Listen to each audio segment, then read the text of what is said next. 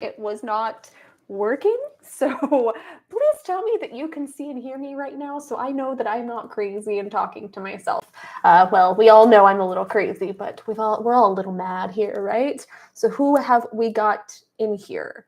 I feel like this isn't working because nobody's in here yet, so I'm a little paranoid. I need someone to say hello to me. While I'm waiting, though, for just I'm gonna give the spiel anyway. Okay, David. David is here. Can you hear me, David? All right. I was gonna say I'm just gonna give my little introduction. I'm Amanda, and I do these Friday live streams just to give people a chance to check in with their mental health, whether you're struggling or whether you want to share your wins. It's a safe place just to talk about your story, about where you're at in your mental health journey. Please keep in mind that I am not a mental health professional yet. I'm on my way. I'm going to school, but I'm not a mental health professional yet. I am a life coach, but most of the advice that I give, most of the insights that I give are just based on my experiences or the experiences I've had with clients, friends, or other people. So if you are in a mental health crisis, please make sure that you are reaching out and getting the help that you deserve. So the chat can get pretty darn crazy here, just so you know, and I might not see every single message. So if you're wanting to make sure that I see your message, please use that super chat or super sticker function. Every single dime goes toward my mental health outreach. And because of some of the things that I'm doing right now, some of the big projects I'm engaging in, my goal is 250 a week, to raise 250 a week for these mental health outreach projects, and that would help immensely. So please consider using that super chat or super sticker function to make sure that I can read your messages. And you know what? I have done some pretty crazy stuff for pledges and donations, so don't be afraid to mix it up a little bit. We dance and we have fun in here. So this is not one of those group therapy sessions. Well, it kind of is, but it's a lot more fun. It's a lot more engaging and interactive, and we're all equals here, right? So we have Matt, we have Tim, we have Sebastian, Francisco. I feel like I haven't seen you in a while, Francisco. I hope everything's okay. Jeff, David, Victor. Victor just got out of the hospital. That is good news. Timo. Matt says, I got great news. I can't wait to hear great news. David is also happy to see Victor Lopez.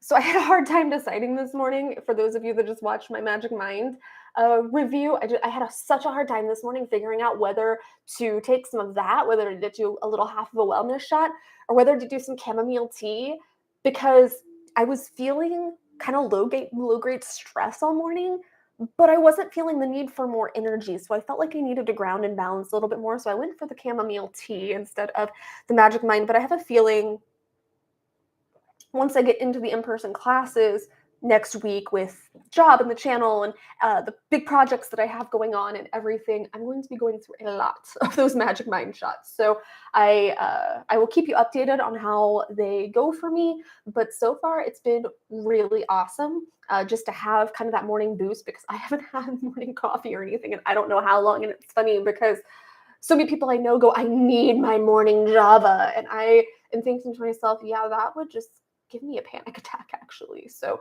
I'm happy to have found something that I can utilize. Francisco says, just got out from the hospital from a motorcycle accident. So I feel a lot of people are getting out of the hospital. I've known several other people here in the community that just got out of the hospital this week. So I guess this is the time of freedom and release. And that's kind of the theme going on here. I love it. David just says it sounds too close to you saying Magic Mike shot. Funny you said that. I was actually going, I might, if I could find it, still post one of the outtakes from me doing that review. It was as I was doing the intro for the Magic Mind review. So it was before I took the initial shot, before I tried it. I kept accidentally saying Magic Mike. It was so funny. I kept just accidentally slipping up. I suppose that was probably a Freudian slip, but I kept slipping up. So I might post that little outtake over on Patreon, because I post a lot of my outtakes and stuff over on Patreon. So I might post that one. I was just afraid that everybody was just going to laugh at me. No, David, not Blue Sky. I have not heard the album Scarecrow by Citizen Soldier yet, but I still have a lot of Citizen Soldier on the list coming up. So there will not be a shortage of Citizen Soldier reactions on this channel.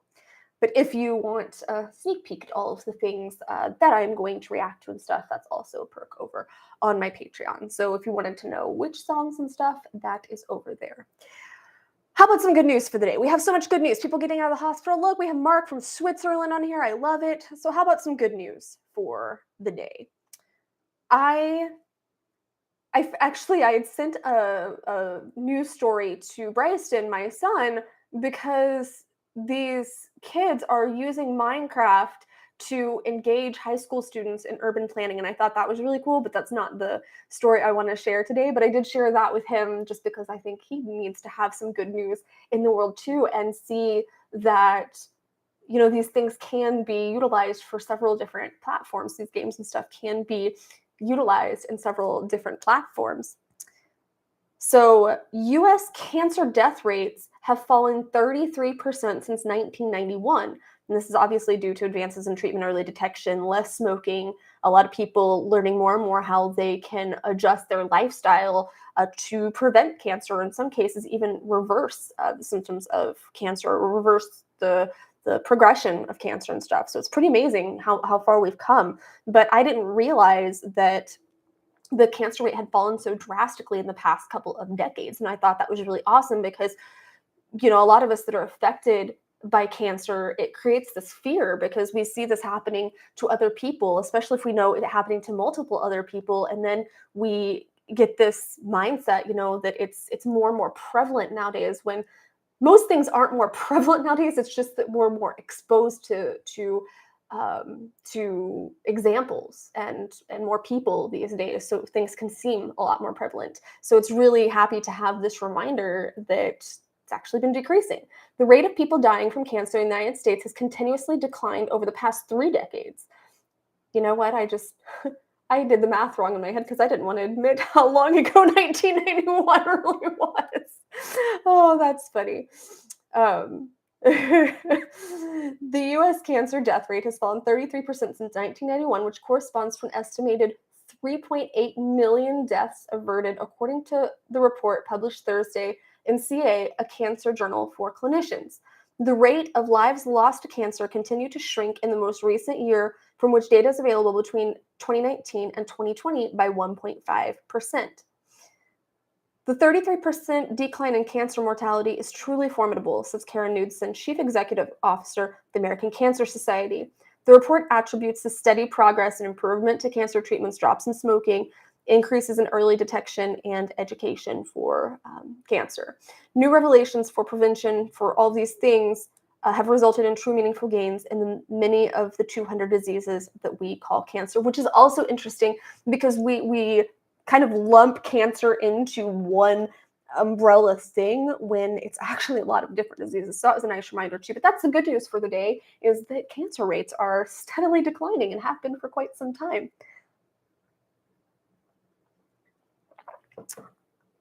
Let's catch up a little bit here.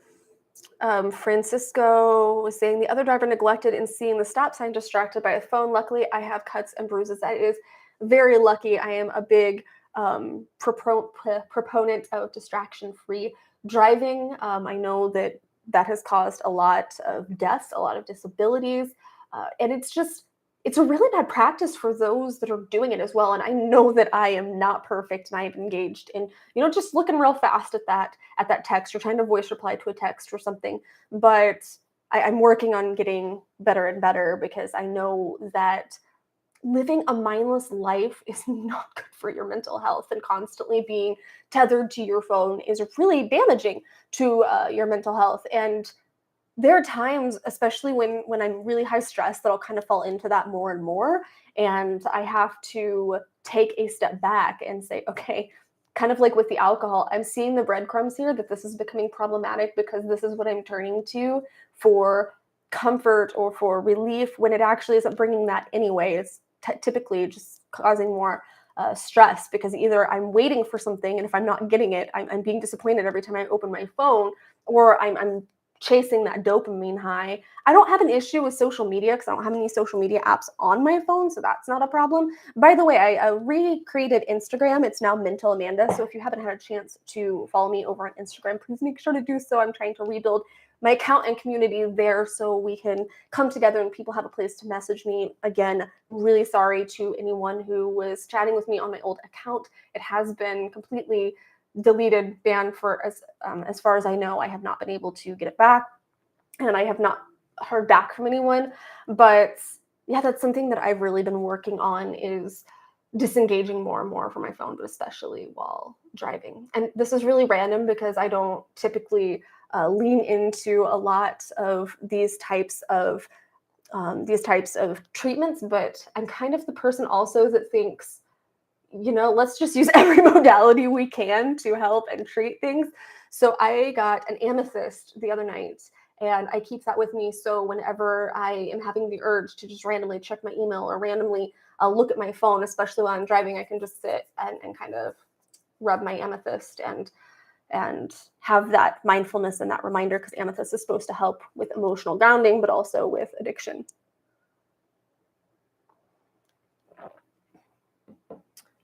David says, so sad. I had the same thing happen to me. I was stopped at a crosswalk for a pedestrian. That's so sad. Francisco asked, do I by chance have any more headphones? I do believe I have a pair or two left.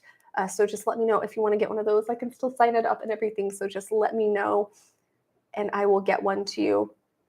I take it that you guys like the last sets. And like I said, I have that goal of hitting 250 in donations, in pledges. So that would immensely help. And I will get those out to you over the weekend. David says, in 1991, I was in high school. Rad, geez. Was I even in junior high? No. I was only, I would have been in grade school, but barely in grade school.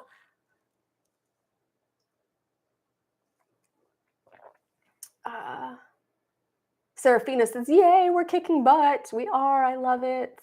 Victor says, tonight I'm going on my first date since I lost my daughter. I found a note from my daughter to live my life. I cried for over 30 minutes. That's so amazing and beautiful. And that's what I always tell people, is when we lose somebody, go through the grief. By all means, go through the grief and cry and be angry. I actually just lost someone really close to me about a week and a half ago, and I was very sideswiped by it. I would have made a vlog, but honestly, I don't even know what to say. I'm still in shock. I did make a couple of little clips, but I don't know if I'm going to do a full-on vlog. But I've always said that the best thing that we can do is live our lives in their honor and in their memory, and living our life to the fullest, that just because they likely didn't get to. In my friend's case, he was only 36 and he had a lung condition and passed away. And it was just very sad because at one point in my life, we were very, very close. He was one of my exes, and probably one of the most influential exes in my life. And it was weird because we didn't date as long as I dated some of the other people in my life, but there was just something very special about our relationship, and we did remain friends over the years. And it was just very, to me, unexpected because I hadn't been talking to him in the past few months, so I hadn't been getting those updates, and it just came very out of left field. And the even weirder part is I was contacted by a friend that I kind of had a falling out with, that we just drifted apart more so over the past couple of years. And she was the one that called me, and I didn't even recognize her voice at first, which is weird because she has a very distinct voice, but I didn't even recognize her voice.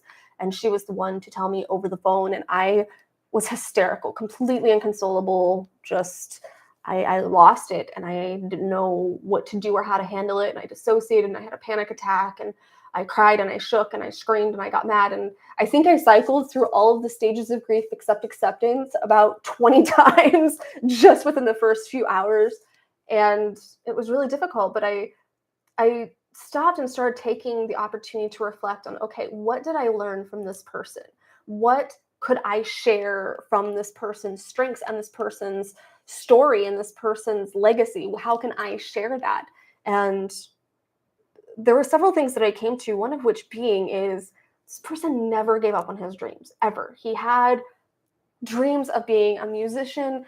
He was a drummer, particularly played other instruments too, was particularly a drummer. And he had such passion for that. And even though he never became famous by anyone else's standards, he still had such a passion for his music and was always trying to book a show and always trying to practice and always trying to create new content with his best friend, because his best friend was in the band as well. And it was just so inspiring to see that he didn't get discouraged. It wasn't, oh, I'm not famous and I'm not selling a million records, so I don't matter.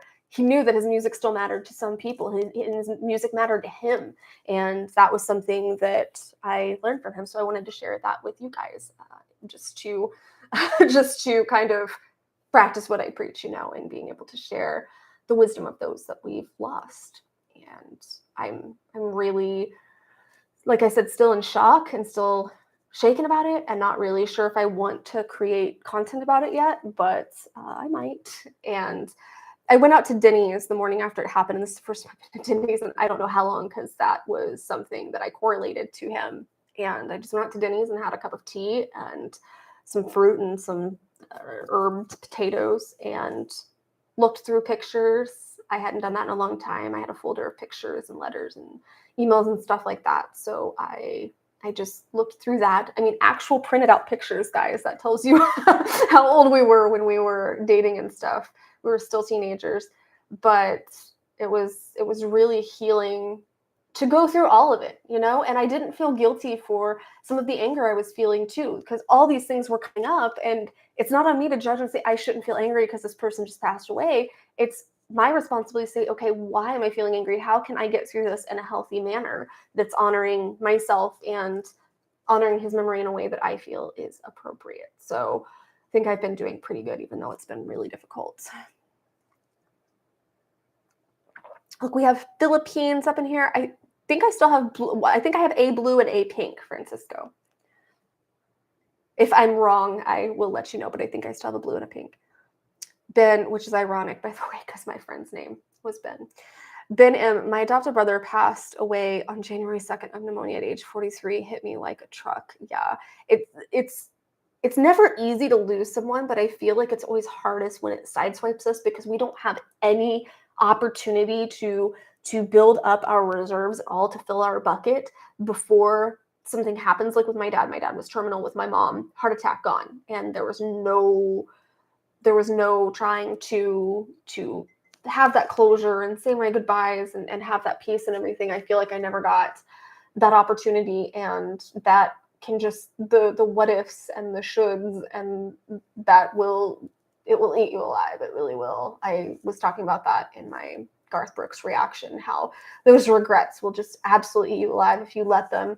But I have to believe that, and I know this is kind of a strange way of looking at it, but okay, this person has passed on, right? And if you believe in nothing, then it doesn't matter that you never got the opportunity to say these things, because this person is now gone and it doesn't matter. It's not bothering them, it's bothering you. If this person is out there somewhere and can connect to us and can connect to our energy, they can hear what we're saying, they can feel our intent, they can connect with that. So either they're gone and it doesn't matter and we just need to work on healing our processes, or they are out there somewhere and they know how we feel and they know what we wanted to say and all the things that we're needing to get out. So that brings me a little bit of comfort when I am thinking about the people that I've lost and stuff, because at that point, both ways, whichever way you look at it, it's pointing back to the fact that you have to do the healing on yourself. This actually has nothing to do with them. When we lose somebody, we're not grieving them. We're grieving that we're still here without them. And that's a process that we have to go through. And like I said, I do think it's really important that we find ways to connect with them while we're doing that, connect with their memory, honor their memory. But the process is us and it's ours to own. John says, good morning, Amanda. I don't know if you've heard Flora Jansen's new single that came out today. Nope. I have been so swamped this morning that I am drinking chamomile tea at 10 a.m. just to ground and balance myself, called Invincible. The song deals with mental health and it's beautiful. Thank you. I was actually kind of trying to reflect on my next Nightwish reaction. So that might be in the top running because I love to listen to stuff with the rest of the world sometimes. Warrior Poet says, hello, everyone. I don't really know what else to say other than hello. You are not obligated to say anything, and my love, hello is more than enough. Marx, as a doctor in a psychiatric ward, once said, a mourning phase lasts a year. These and other statements by doctors in psychiatric institutions made me not take these people seriously anymore. I think it's kind of weird that they put a time frame on it, because I think it very much depends not only on the person who's mourning, but the relationship you had with the other person. Now, my just based on my own experience, I totally understand where you're coming from, in the sense of just wanting to write off all professionals because some of this advice seems faulty. But I have really adapted the mindset that no matter what I'm listening to, no matter who I'm listening to, no matter what group I'm listening to, whatever the case is, I take the truths and I take the things that are going to resonate with me and help me and heal me, and I take those to heart, and I find ways to work those into the fabric of my own belief system and the fabric of my own life, because at the end of the day, nobody's right 100% of the time. And one doctor in the psychiatric ward, or even a couple doctors, or even this psychiatric ward, can't speak for all professionals, all mental health professionals, and it took me a long time to find professionals that I resonated with, because there were things that certain professionals believed in, or things that they were promoting, or just belief systems that they were promoting that didn't align with my own healing journey. And I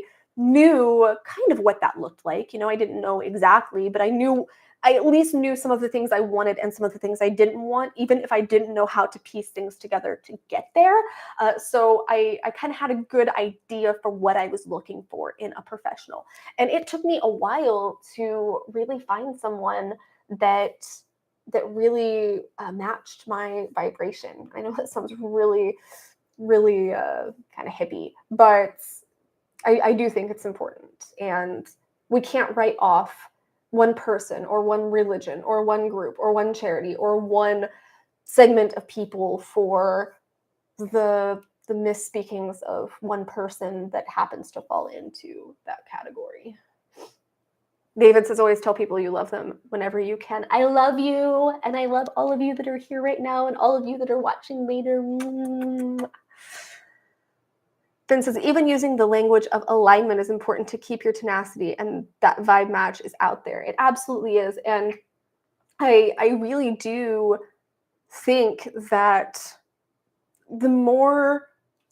I think the reason behind the whole you have to love yourself before you can love others is because, again, this is sounding a bit esoteric, but when we love, whether it be ourselves or someone else, it is changing our energy. It is changing our vibrational energy, and it changes what we're projecting out. So even if it's subconscious actions, even if it's just, when you walk in a room and two people have been fighting and you can feel that's because it's putting off this energy. And if you're putting this energy of lack and this energy of not feeling worthy and all of these other things, that's projecting out into the world. So even if you wind up with someone, you're going to either sabotage it or you're going to attract someone that's going to take advantage of where you're at in your journey and take advantage of your struggles. And that's not what you want. But when we can love ourselves, number one, we're going to set boundaries. Number two, we're not going to have codependency. And number three, we're aligning with that energy of love. So we're attracting it to us. We're attracting more healthy love to us. And we're not going to take anyone's crap. I think that's the most important thing. We're not going to take anyone's crap. So we're going to wait for real, genuine love instead of just attaching to anyone and anything to try to fill something in us, because at that point we don't need to be filled anymore, because we have learned to do that ourselves. Mark says, I'll write you an email about what's going on in Swiss psychiatric institutions. There's some documentaries. Thank you. I don't really know a whole lot about Swiss institutions specifically, but I'm always interested to learn. So thank you for that. Victor says, all right, I got to AAA meeting to go to. Like I said, I'm 6 years sober today. Congratulations. Preliminary snaps. I'm so proud of you. I am just over 2 weeks. So I'm still building up my streak, but I'm really proud of you. And I hope your meeting goes well. Thank you for dropping in. Mwah. Oh, David, thank you so much. Thank you for starting the chain here in and hitting that goal. We're about at the halfway mark. I want to see if we can hit that goal. David says, I think it is important to find trust in others. They often see the beauty in us that we can't see in ourselves. Yes, that is true. And I think where I've come to is I came to a place of loving myself and of doing my own healing work away from other people. That doesn't mean that I don't incorporate other people into my life. It just means that I'm very specific and conscious about who I allow into my energy. And that meant letting go of some people that I really loved and people that I was really close to, or at least changing the dynamic of our relationships and friendships, you know? Uh, you know what? Oh, Serafina says, yum chamomile. No, you're not being spammy. I hope I'm not being spammy. Not at all. Victor says, I go back to work tomorrow night. I want to thank everyone for the kind words after what happened. I pulled through with everyone's help. Thank you. I'm glad our energy could help you get through that. We love you too, Victor. Martin Fenn, hello, Amanda. It's been a long time since I have found time to watch a live of yours. I want to thank you for helping me to pick myself up and begin to move forward with my life. That makes me so happy. I'm glad that you can come back, and just know that we are here whenever you need us. There's no obligation to come in. We're just here when you need us. I think we should do our snaps. I think we should do the wins for the community. As you know, that comes with a song. For those of you that don't know, for those of you that are new, I don't know if we have any newbies in here, but thank you so much, Ben. Thank you for the pledge toward the goals. Like I said, I will dance. I'll do some pretty crazy things to help hit our goals pledge. For those of you that don't know, this is inspired from Legally Blonde 2. It's just meant to spread warm fuzzies. So it's just really a way to share the wins of the community and remind people that no matter where you are in your mental health journey, you do have wins. I promise you have wins. You got up today, so you have a win. You showed up here and you're wanting to share your energy and be part of our communal energy. So there's always, always, always wins. Like I said, it comes with a song. So snap cup time, gather ye round. Friends and foes together, united and bound. Pass it to your neighbor instead of blowing up, and you'll find harmony and love in a snap cup. Hey, my snaps are getting louder. You hear that? You hear that? My snaps are getting better here, guys. Oh, thank you, David, for explaining. Oh, yes, Serafina's new. Thank you, David, for explaining the snap cup. I was trying to explain, but the Grand Wazoo of Heliopolis. It always makes me giggle. Been a rough few weeks mentally, but I'm 145 days sober. Almost caved a few times. Alcohol is evil. Snaps to you for 145 days of sobriety. Like I said, I'm just a couple weeks in, so I'm still getting my toes wet. I know what it's like to have cravings. I know what it's like to almost cave the night my friend passed away. I was freaking out, as in just screaming like, I need a drink. You don't understand. I just want a drink. This is extenuating circumstances. I deserve to have this drink. I deserve to take the edge off my nerves. I am so freaking much prouder of myself for not doing that and not getting into that. Because eventually I said, no, I'm not letting alcohol taint my grieving process with my friend. I deserve to be able to go through this. And I feel like that's a better way of honoring them, you know? So I've almost caved a couple of times too, even in my short couple of weeks here. I think I'm at 17 days now.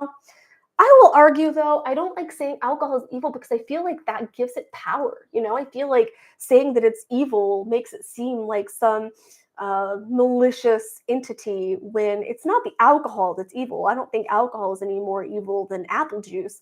I think that the fact that we turn to these certain things, and I think people can do it with anything, coffee, I mean, even juice, because it's got that high sugar content, tea, you can turn to anything and allow it to become problematic in some way or another. It can have negative effects.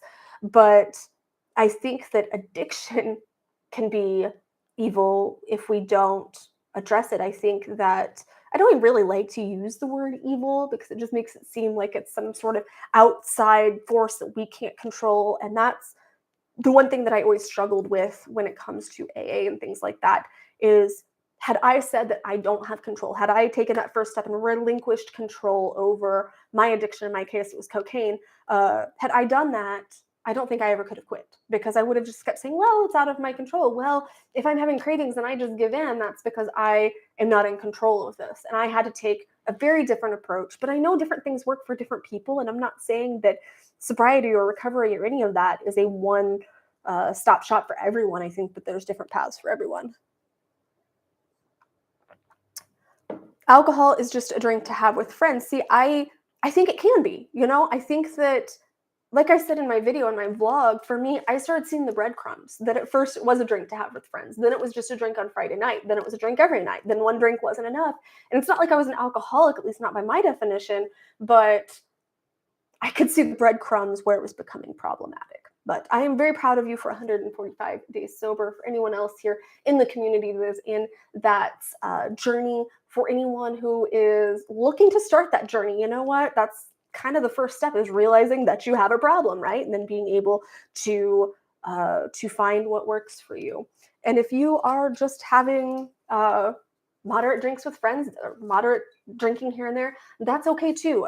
There can be benefits to alcohol, but I think each of us knows intrinsically what is best for us. So I do think that some of us have more addictive personalities, and if we're not dealing with our own emotions and stuff in an efficient way, then we're going to start turning more and more to these things to help us heal, because we're not wanting to confront it. So my kind of rule of thumb if I decide to go back after this year, is, I've said this before, you cannot drink in response to stress. If you're having a drink with friends, cool. If you're having a drink to wind down on a Friday night, that's fine. Even on a Tuesday night, that's fine. But you can't use it to deal with stress or emotions. You can't do it to numb things. That should never, ever, ever, ever, ever be the goal of alcohol.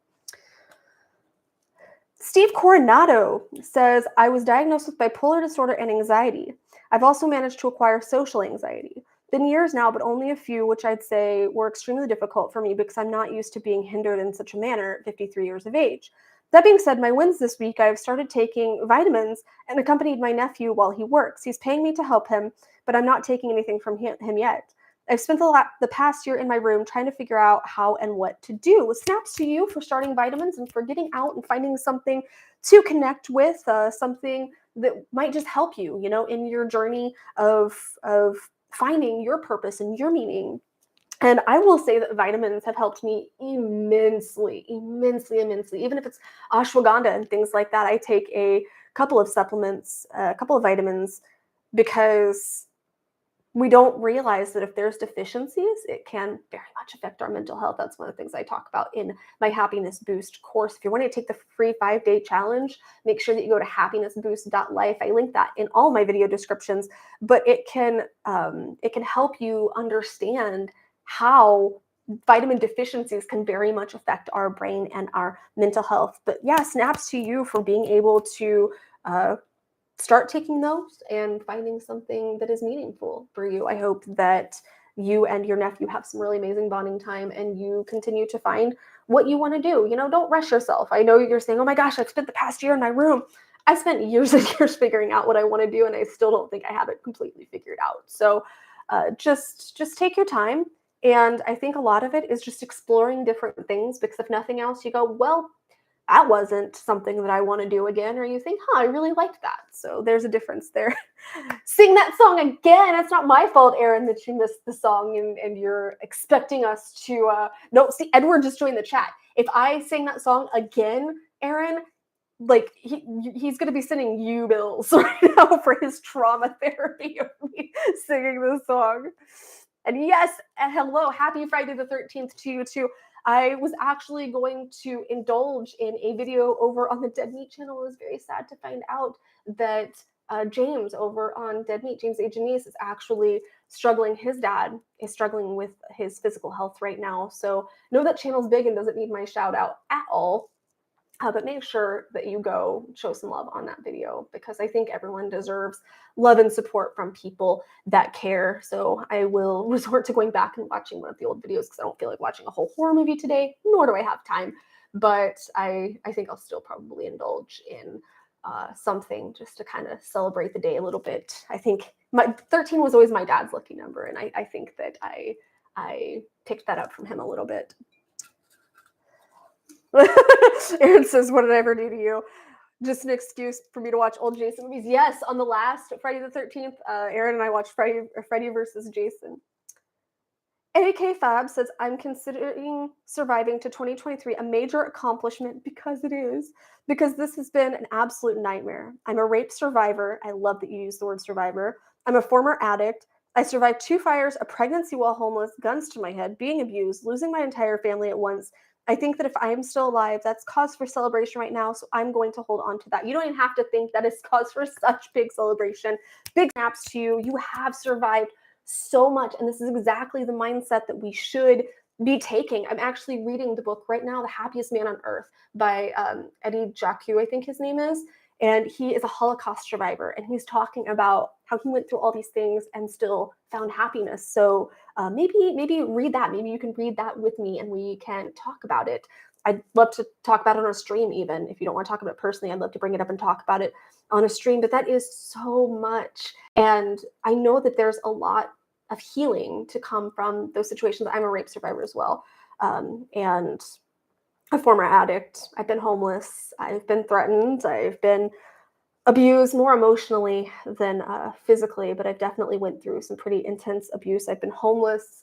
I lost my parents. So I understand in more ways than you know, and I'm not saying that I know how you feel. I absolutely don't, but I do understand how heavy a lot of these situations are and how they take a lot of time and energy and effort to heal, but you can heal from it.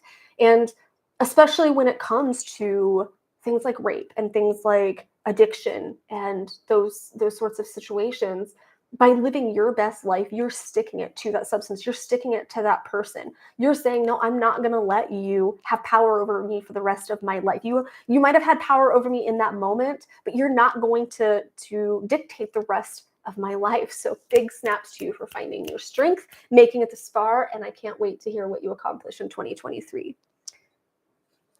David says, oh wow, Amanda Book Club. I just had a vision of Amanda doing an Oprah style show. You know I would too. I have no idea how to pronounce your name. I'm going Fokusu. I probably just terribly butchered that, and I'm really sorry. I suffered with seasonal affective disorder, or SAD, in college. Been on mood stabilizers since then, and I'm still trying to work on myself. You know what? We're all trying to work on ourselves. It's okay. Snaps to you for still working on yourself and still being here. Firefox in Japanese. Thank you. Do you mind if I just call you Firefox? Because I am terrible at pronouncing Japanese things. But thank you for clarifying that. And Jared says he's going to be the one to jump up and down on my couch. It's Tom Cruise, right? I think it was Tom Cruise when he married Katie Holmes. Jake Smith, my 3 wins for the week. I love it. Number 1, started to learn about money management. Big one. So my girlfriend and I can start making future plans, including getting married. Oh. Number 2, devoted a couple pages in my journal toward thoughts that are just taking up headspace, mainly so I can be more focused on my daily tasks. Huge. 3, started cleaning up my living area just to keep myself busy. Well, 1, 2, 3 snaps for you. That's amazing. Money management, like not being $5 to Amanda's Book Club. Thank you so much, Ben. Thank you. I think that when we don't have financial stability, money does not buy happiness. I will never buy into that. My parents were literally homeless when I was born and were 2 of the happiest people ever. Money does not buy happiness. However, I think that being able to manage your finances definitely decreases stress, which can increase happiness. So I think that there's so much to be said about being able to plan and budget and things like that. Journaling is huge. I noticed the difference. I actually haven't journaled since, not really. I mean, I've taken some notes and stuff to get things out of my head, but as far as emotions, I haven't really journaled since I went to Europe. And I was trying to journal a little bit every day, or at least every couple of days, just before bed to get it all out of my head. And then typically I'll burn it. And that is so helpful. And I've noticed a big difference in my stress. So I keep getting this notice, by the way, saying that my connection isn't stable. And I'm hoping that that's not affecting the stream. I'm hoping that you guys can see and hear me okay. Please let me know if there are any issues. I don't know what's going on this morning, but I was having issues getting in as well. But I hope everything's okay. But that is huge. When you're just feeling, I'm the person that has 100 tabs open all the time in my head. When you're feeling that way, start writing that stuff down. And then if you can, burn it or bury it or something. Like, just get it out of your head and out of existence. Holy crap, holy crap, holy crap. Oh my gosh, thank you so much. Amanda Book Club, donation train for Amanda's books. I love you so much. I love you. You are so sweet. I love you all, but he gets a little bit of extra love. Thank you so much. I appreciate you guys being supportive of my goal today.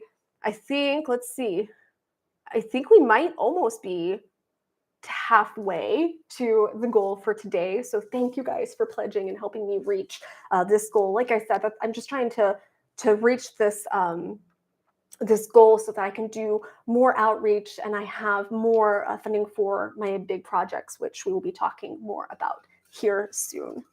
Okay, Serafina says he can hear me just fine, so I'm glad that that's not a problem. Thank you so much, though. Sharad, gosh, you guys are really trying me today on the names. Sharad Vimalanathan. I'm gonna try and sound sophisticated, like I have any idea what I'm saying. My mother predominantly keeps everything in, especially from my father and sister. As such, I am often the brunt of her frustration. I call myself her punching bag. Punching bag. I made an agreement with myself to simply not engage. Brilliant. I am civil, take her to and from medical appointments, run errands with her, take her to see her friends, but I'm withdrawing her power and influence over me. Well, we're not just talking about that, talk about serendipity. Should she explode on me once again, I shall simply disengage and walk away. I love my mother. She's the best person in the world. I hope she snaps to you. I can tell you, I know how difficult this can be. I know it can be so, so, so rough when you're around someone that you feel is constantly frustrated with you. I've been in this situation where you're just with someone that you feel like is constantly frustrated with you. And that's the best thing you can do is I literally sometimes, if I know I'm gonna have to be around someone like that, I literally kind of imagine myself just putting the shield around myself and being able to just watch their comments and stuff bounce off me. Can't say it works 100% of the time, but it is very helpful. And I know if I'm going to have to engage with one of those people, I take time to breathe and center myself before having that interaction. And that's really been helpful to me because I know that it's not always easy to walk away, but when we stop giving them that energy, when we stop giving I hate to say it's kind of like a child because I mean it's human nature. So when you stop giving something attention, it will stop giving you its energy because it's not getting what it's wanting and needing. It's feeding off that attention. So if you don't give it to it, eventually it'll stop. It's the same with bullies. It's the same with anything. And I imagine your mom probably doesn't even realize she's doing it or she doesn't mean to do it. I know that I was like this too. I don't want to blame everything on everyone else. I was like this too at one point that I very much would take out my frustration on the people around me and I didn't mean to. But in my case, I hadn't come to a place of understanding how to manage my disorder and the symptoms of my disorder. So I tended to dysregulate a lot because borderline personality disorder is the main symptom of it, really, one of the main symptoms of it is emotional dysregulation. And I just didn't know how to regulate my emotions at the time. And so I would lash out on the people closest to me. And I'm not proud of that, but eventually I learned how to deal with that. So it's kind of a two-person dance there. Oh, Chain Strike says, I'm here from the Fade to Black reaction. Hello, welcome.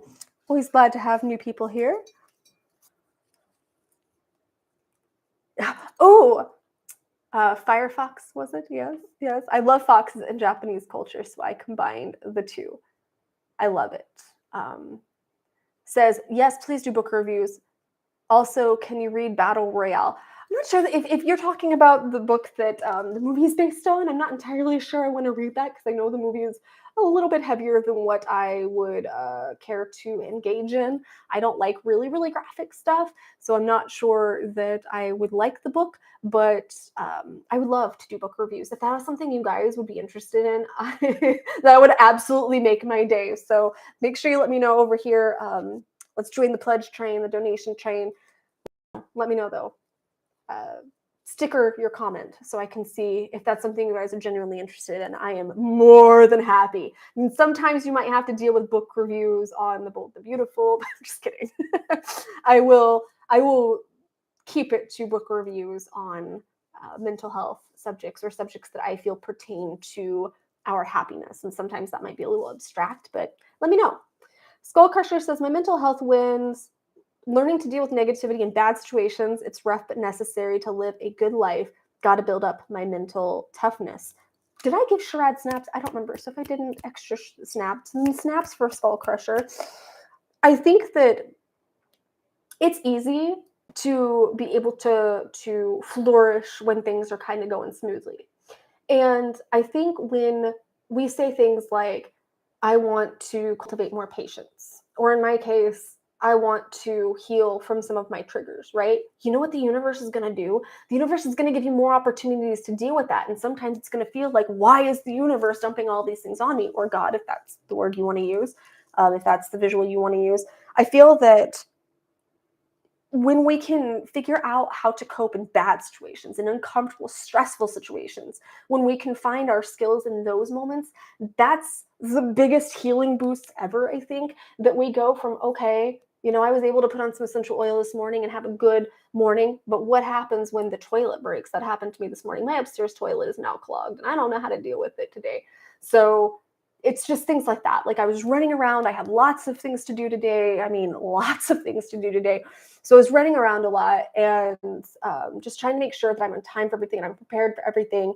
And I'm thinking to myself, okay, what can I do to make sure that I stay in the mindset that I want to stay in? So I'm listening to this motivational thing while I'm putting on makeup, and I got my chamomile tea because I knew I needed more grounding than energy. It's just being aware of yourself. But yeah, when you can start making progress in the bad situations, that will astronomically level you up in nerdy gamer thought. David just says, only I do book reviews on The Bold and the Beautiful, but you have to do it in your husky voice. Oh my. Gosh. My mom doesn't like the song Mad World by Gary Jules because it was played at her brother's funeral after he had it all. I'm so sorry. That is very hard. My mom didn't like Amazing Grace because it was played at her son's funeral. My half brother, I never met him, but it was played at his funeral, and I believe at my grandma and grandpa's funeral, so both her parents. So she didn't like that song. I attach to songs like that too, so it can be very tricky. Indiana Bones. Bones. I love it. I spoke with my therapist and talked about ways to simply acknowledge negative thoughts and just see them as they are and write them down. I like the idea of snaps to you for A, talking to your therapist, and B, being willing to do the work and do these things, because once we see negative thoughts as just thoughts, it's all they are. They're just thoughts. They do not have power. They are not absolute truth. When we can see a thought as a thought and we can challenge it, or we can write it down and release it, burn it, whatever the case is, we can start clearing out the clutter in our minds. And I've noticed I still have 100 tabs open, but that's a whole lot better than 1,000. And I try to at least make sure that if there's gonna be 100 tabs open, that they're at least, that the majority of them are more positive or just more contemplative, at least not negative, not toxic, not thoughts that are going to drain my life force out of me. So snaps to you.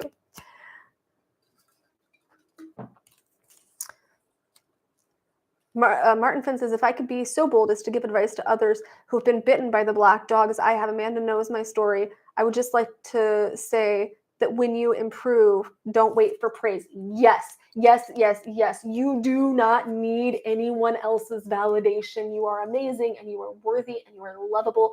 And even if nobody else sees it, that doesn't take away from it. Thank you, Francisco. Gosh, thank you so much. Thank you. See, this is what's amazing, is I share my goals with you guys, and you have absolutely no hesitance whatsoever jumping on board and supporting and loving me. And I have had so much appreciation this week. I posted my wish list for school over on the community page, and just getting these things. By the way, yes, Ben, I did get some of those things, and I will message you later. I didn't want you to think I was ignoring your message. I've been crying. I've just been so taken aback, so in awe, and I don't know why. You guys have shown me nothing but love. It shouldn't surprise me, but just every time I see the love and support, because you guys have to understand that I haven't had my parents since 2005 and 2007. I don't have siblings. My friends are a million miles away, and they're kind of in the same situation I am. So just having just having this community that supports my dreams and my goals and supports my mental health, and I can support their mental health, and all of you, I said their, all of your mental health, it really means more to me than you possibly know. So thank you, all of you that have been even verbalizing your support, that have been supporting my academic goals, supporting my wish list, supporting this goal that I have here to be able to expand the outreach. This is just such a beautiful give and take. It's so amazing that we have this and we've cultivated this, and I couldn't do it without you. So thank you very much. Jonathan White says, it may sound silly, but I'm still here. Doesn't sound silly at all, because that's the one thing that really matters. We can't have any of our other wins if we're not here to push forward and to really go for those. So snaps to you, big snaps to you. That's not silly at all. Chain Strike says, we're all in this together. We absolutely are. I hated hearing that during COVID, because it just became kind of a company slogan more than a genuine expression of togetherness and solidarity. But we really are. I mean, we are strong as individuals, but I do a gratitude prompt every morning. And this morning it asked, here, I will actually read what it said, because I think that this is kind of cool and serendipitous that we're talking about this. It's saying one of the most basic emotional needs is the need to belong. When people are asked about important parts of their identity, they often note the groups they belong to, their company, their church, the fan base of their favorite sports team or YouTube channel, and so on. So I think that it starts going into theorizing the sense of belonging may be critical to college students' mental health, and performance researchers at Carnegie Mellon University in Pittsburgh recently explored the relationship between belonging and symptoms of depression. For 1 week at the beginning, middle, and end of an academic term, they had hundreds of first-year students report on their daily feelings of belonging at their university, as well as their feelings of loneliness and the frequency of their social interactions. They also reported levels of depressive symptoms at the beginning and end of academic term. The results showed that lower feelings of belonging at the university during any of the assessment periods were predictive of more depressive symptoms at the end of term. Researchers also found that belonging tended to be predictive of depressive symptoms regardless of students' levels of loneliness or frequency of social interactions. And the first thing I wrote was, I have built and cultivated this community of people that care about me and each other as we are, and we're helping each other heal. And I just wanted you guys to know that I had expressed gratitude just this morning for that. Christian Bath says, I got a notification about this chat. I have never participated, but what do you do when your family are mental health deniers? I'm going to answer that before we do these last two snaps here, because I think it's really important. And we were just talking about how community can be so very important, and having that sense of belonging. That sense of belonging doesn't have to come from your family. Your responsibility isn't to prove mental health to them. And unfortunately, some of them just aren't going to listen. They were indoctrinated into their own belief system, and they're not going to listen. And the only thing really you can do is build your own community, your own family, like we have here. You build your own family of people that do understand and do empathize with you, and can be there for you when you need to talk. So that way you are shifting, the dialogue, the narration of what you turn to your family for. I mean, you could probably turn to them for many other things, but the harsh reality is sometimes people don't understand our mental health, and they don't believe that it's real. And it's not always our responsibility to force them to see it how we see it. It's always nice to try. It's always nice to try to be open. But if those people don't understand, then the best thing we can do is surround ourselves by other people who do, and incorporate ourselves into a community that does accept you and love you and believe you and help you along the way. Chris says, it's more of a severe PTSD issue that I am shamed for. It makes me feel small. Yeah, that can be really rough when they're full-blown shaming you about it. I'm not sure, is this family that you're living with, or is this family that you're just engaging with? I would kind of like to know more of the dynamic before I give any further advice there. Mike, the dad Crosby, says, one of my sons who is struggling met with a therapist and seems better now, just hoping the good vibes continue. Snaps to you for supporting him and to your son for reaching out and seeing someone. Just remember that healing isn't linear. So better can be kind of subjective. Just make sure that you're not catastrophizing things if he does have a bad day, or if it seems that he's digressing a little bit. That's completely normal, because we don't heal overnight, right? And we don't just say, okay, I'm seeing a therapist now and everything's going to go like this. It's more like this. But just know that that it's not linear, but just kind of keep an eye to make sure that he's moving in the right direction. If you know that if you notice that he's really sliding and he's really not flourishing with this therapist, then it might be time to have a conversation. But if he seems better, we're going to hold on to that and just kind of keep an eye on things and analyze as you go. But I suppose my best advice there is to not look at it as a session by session or day by day thing. Look at it as the bigger picture. We have one more here, I believe. Yes. Kevin Perry says, finally going to have surgical consult for an injury I've been dealing with for almost 2 years. Snaps to you for being able to do that. I know surgery and stuff can be very scary. I've kind of been looking down the barrel at certain things too, nothing too severe, but I hate the thought of anesthesia, and I don't like the thought of surgery and stuff. So I know that we can put it off or we can get scared. So big snaps to you for finally ripping off that Band-Aid and getting help and pursuing your healing. David Gap says to Chris, never feel shame over your struggles. People that can't accept you, it's their problem. Family is a group of people who accept you. Family is not always blood. And I think that that's something we very much have to be promoting more and more in this society, is that unfortunately sometimes I have had family disown me. My parents were very loving, but I've had family disown me over my beliefs, disown me over my mental health struggles, and it hurts. It hurts so much.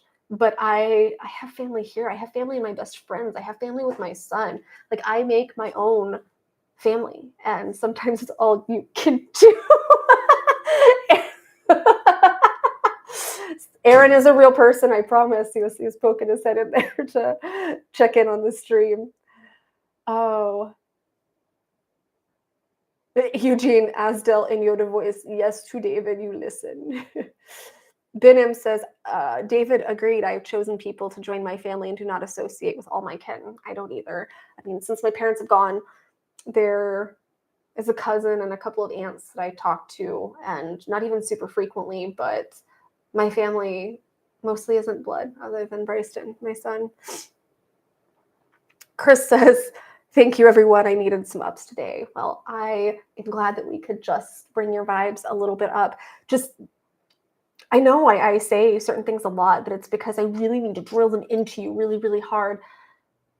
Just because somebody else doesn't see your worth doesn't mean you're not worthy. You can be the total package, but if you're delivered to the wrong address, that person might not appreciate the value that you have, but you are valuable and lovable and worthy, regardless of whether or not somebody else sees it.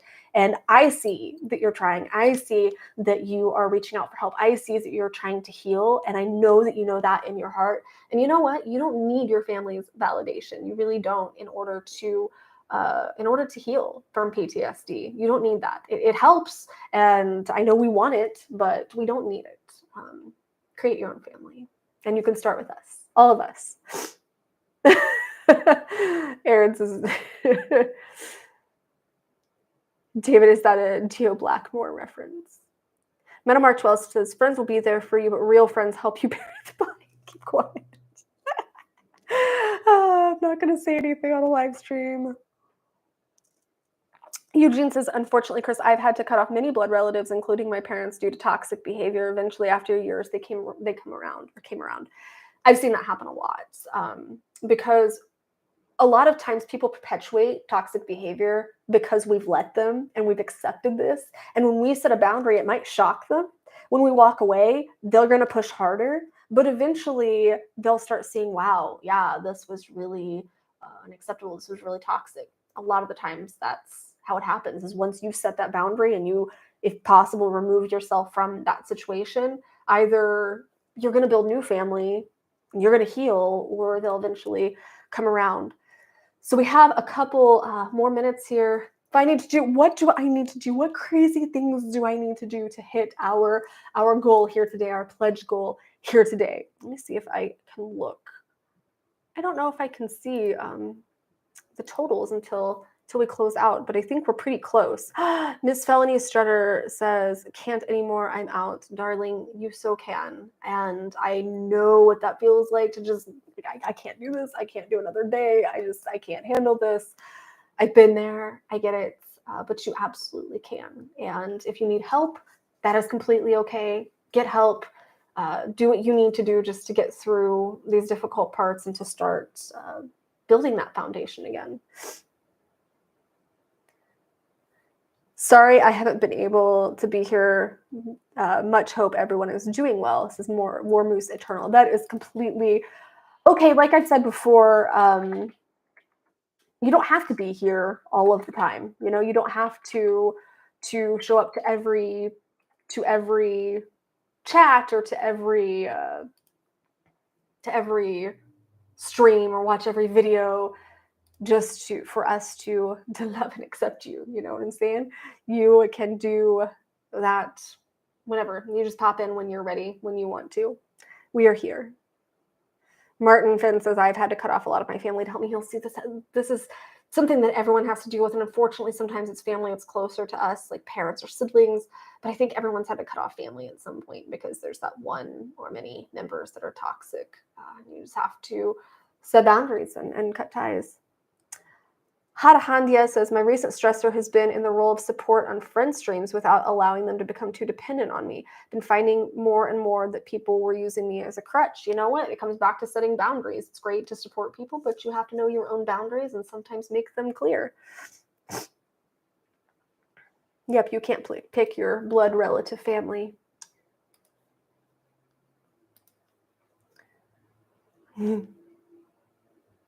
I've been so busy, but dang it, I try because you're such a good person and your streams are so helpful. Thank you. I'm glad that they can help. I'm glad that they can be here for us. Because like I said, I get just as much as you guys do out of them, out of doing these. You can't pick your blood relative family, but you can pick your nose. What the heck, David? You're crazy. You guys are weird, but I love it. I love it.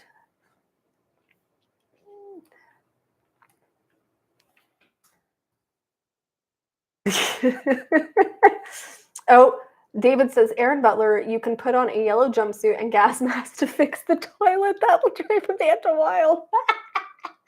I mean, it might a little. And then I can pay him in blue sky. Venom says, in my life, I would look for ways to support people and I'd offer my 25th hour to them unasked. People began to take advantage, but they didn't know that always. I made it okay. That's a huge thing. I see that a lot with people that they offer and they give and they're so generous and they want to be that person. And sometimes it's looking for validation. Sometimes it's a genuine willingness to support. I've seen it both ways, or genuine desire to support, I should say. I've seen it both ways. But the problem is on the receiving end of that, the other person might not be consciously taking advantage. They're just saying, oh, now I'm becoming dependent on this help, because it's much easier to just say, hey, can you help me, than try and figure out a solution or do it yourself. And that's not them being selfish or malicious or trying to take advantage of you. You just kind of made it easy for them. So you have to, again, set boundaries and be careful about really letting that be your only love language, letting money be your only love language, or gifts or things like that.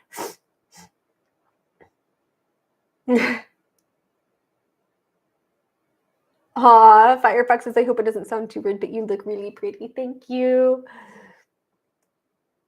Warmost Eternal says, I had some fun the other day. One of my coworkers wanted to get a German Shepherd and introduce them to my big man, and they were blown away by him. He did so good, and he was gentle and kind. Oh, I want to cuddle doggies right now so much. Woodsgump says, hello, chat. 2023 has been somewhat rough on me. Rejection after several jobs that I apply for, and also done with Twitter and its BS people. Yeah, I just might as well move on, delete Twitter. That is my first bit of mental health advice right there. I had one for a very short amount of time. I had a TikTok for a very short amount of time too. I don't know if I deleted them or not, but I'm not engaging in social media that is more toxic than helpful, or that is more addictive than enjoyable. So yeah, get off Twitter. But keep in mind that, everyone is going to get rejected. It just amounts to win. And I think the people that are the most successful are the people that learn to say, okay, this no is bringing me closer to my yes. Because we've all been rejected. The people that are most successful have been rejected so many times, but they just keep pressing on. I use Twitter for my Twitch stuff to network, to build something better for my future. Yeah, I think that these social media platforms can be helpful if you're not constantly engaging in them. You have to be very mindful about how you do it, and very mindful about the accounts and pages that you interact and engage with.